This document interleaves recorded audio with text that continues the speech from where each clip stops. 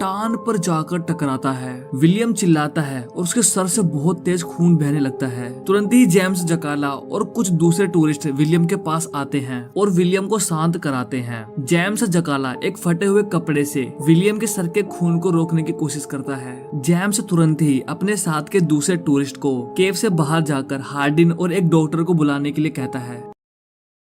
थोड़ी देर बाद केव में कुछ टूरिस्ट और डेविड हार्डिन आते हैं। जेम्स जकाला हार्डिन के ऊपर गुस्सा हो जाता है क्योंकि हार्डिन केव में अकेला आया था। वो अपने साथ किसी भी डॉक्टर को लेके नहीं आया था। डेविड हार्डिन जेम्स को दिलासा देता है कि वो विलियम कोफलिन को केव से बाहर निकाल लेगा, लेकिन विलियम को चक्कर आ रहा था और उसके सर पे चोट लगने की वजह से उसका सर बहुत दर्द हो रहा था। डेविड हार्डिन जेम्स को सुझाव देता है कि वो लोग विलियम को पकड़ के सीढ़ी के ऊपर ले जाएंगे, लेकिन जेम्स जकाला ने हार्डिन को गुस्से में कहा, ये तो इम्पॉसिबल है। लेकिन डेविड हार्डिन ने जेम्स को बताया कि उनके पास अब कोई और दूसरा ऑप्शन नहीं है, तो उन्हें ये करना ही पड़ेगा। जेम्स जकाला हार्डिन की बात मान लेता है। जेम्स जकाला अपने दोस्त को खींचने के लिए ऊपर आगे खड़ा हो जाता है और डेविड हार्डिन नीचे से विलियम को धक्का देता है। बहुत ही मुश्किल से ये दोनों विलियम को धीरे धीरे ऊपर लेके जा रहे थे। ये दोनों सक्सेसफुली ही विलियम को सीढ़ी के ऊपर ले गए, लेकिन अब इस रेस्क्यू में बहुत बड़ा ट्विस्ट आने वाला था। जेम्स जकाला और डेविड हार्डिन को